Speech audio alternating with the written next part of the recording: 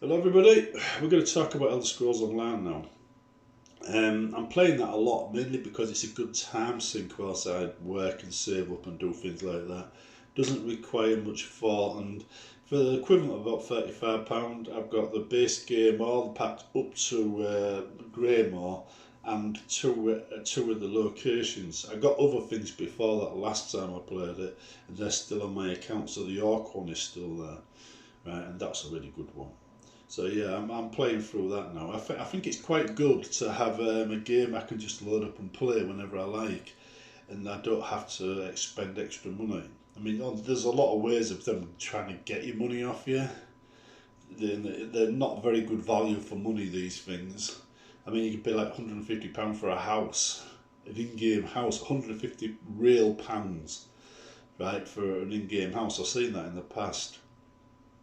So yeah, it's not good value for money. Definitely not good value for money. But anyway, yeah, with the base game though, if you pick it up in a sale like I did, yeah, it's good value for money. It tends to go from being great value for money to being hideously expensive with nothing in between. And the trick is to pick it up right before they release a new land. Now the lands I like are Morrowind, I like Valenwood, I like Blackmarsh. I'm hoping Elsewhere be quite good. I didn't mind the island where the Thieves Guild's missions are based. That was quite interesting in some ways.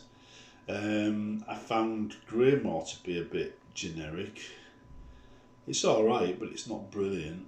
I found Shivering Isle, not Shivering Isles, the Somerset Isles to be a bit boring for the same reason. It's like whoever did one and the other didn't have that many good ideas.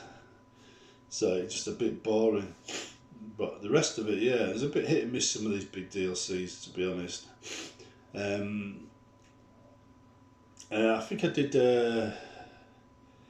before Greymore came out. I went to Scarron once, and the original bit didn't feel too bad. It's just the Greymore section, because in the Greymore section and in the Markaf DLC, right, you're running back and forth to Blackreach all the time in the missions. And the mission's literally back and forth, either Solitude Blackreach, Solitude Blackreach, Solitude Blackreach, or it's Markaf Blackreach, Markaf Blackreach, Markaf Blackreach, over and over again. And sometimes, even within Blackreach, you're going from one side to the other and back again. You literally feel like a gopher. It's not very good missions, really ain't very good at all.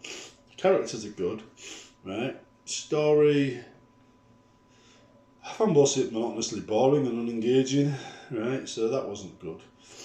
I like the Orc one though. The Orc one was engaging, and the Morrowind one was engaging. Somerset Isle one completely failed to inspire me whatsoever. I never got into that. I couldn't find myself engaged in that on any level. So yeah, it's the available section that I actually drawn to. What else was the? Yeah. And I'm playing a Nord at the moment. A pure Nord. You know, he doesn't do magic, he does axes in heads. Two-handed axe Nord. You'd heavy armour. I like to play specific characters, and that's the character I'm playing right now. I was struggling at first, but then I realised one of the powers you get, I think it's a dragon power, allows me to shield myself for a brief time against damage. And the shield is based on the damage received. So the more damage received, the better the shield. And the shield increases the time it takes for the damage to get through to you and cause harm to you. It gives your health time to increase. So you get that and combine that with health regeneration perks or whatever, and suddenly you do quite well. You just got to keep pressing the appropriate key, and you recover quite quickly. I've got a mage character, level 50 mage character. I did start another one, a Templar, which I think I got to about level 7 before I got bored. But I paid for that ESO member package, thinking I'd be able to play all the areas, and it wasn't all the areas. In fact, I was hard pushed to see the reason why I'd want to pay for that, other than an unlimited loot bag or ingredients bag. I'm thinking this is just so much of a rip-off. Really is a rip-off.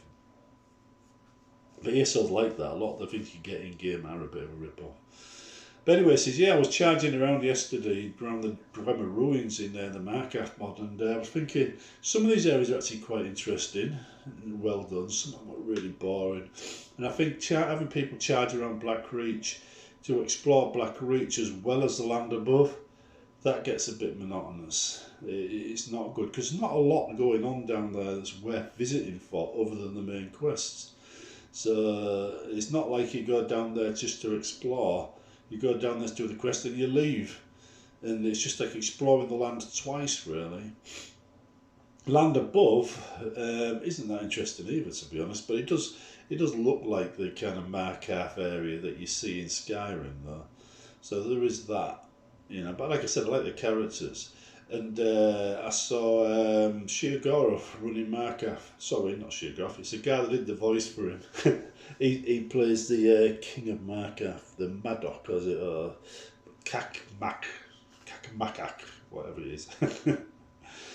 But I was torn between. I mean, there was this like half giant Nord warrior from Eastern Skyrim, and she goes in there to try and ask for help, and he wouldn't. So they got into a fight.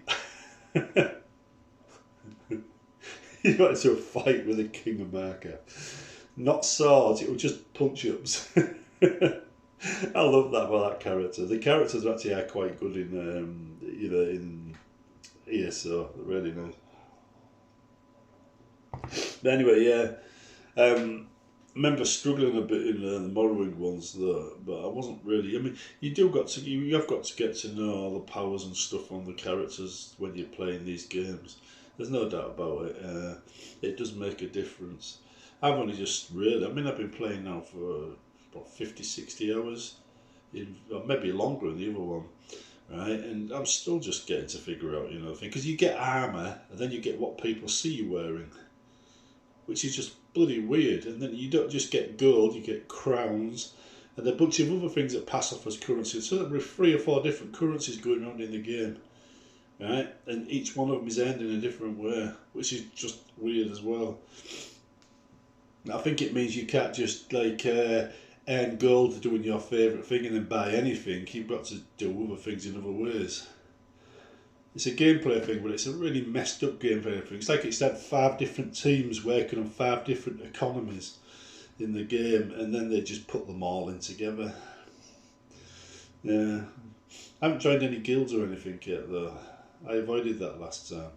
But to be honest, last time I didn't have the time to enjoy it. I didn't have the time to get involved. I was too busy modding and doing things. I had care duties and everything else. Now, while I wait for work, I'm just sat around this house, job hunting. So if I'm not job hunting, what else do I do? So yeah, it's good. It's good to good time sink. And sometimes the secret to saving money is to find something you enjoy doing a lot that doesn't cost an awful lot of money after the initial purchase, that you can just keep going back to over and over again. And the ESO is so big, that certainly qualifies. I actually liked the main quest, and I like the Mages Guild quest. They were quite good. In fact, once you start getting into the lore, the actual lore-based quests, especially the Daedric ones, and they feature quite heavily in ESO, then they actually do get quite interesting. You get to see a lot of the Daedra's lands and things like that. You get to talk to them, get to know them, where the Elder Scrolls are always their mythical beings. In the ESO, they're like your pal from next door. You see them every day. In fact, they won't go away even if you wanted them to. Anyway, I'm going to get off, get myself some dinner, maybe return to Tamriel. Meantime, if you want to talk about ESO with me, I'm on my Discord channel most days. You can type something there, I'll reply when I see it. Stick it in the general chat area. See you later.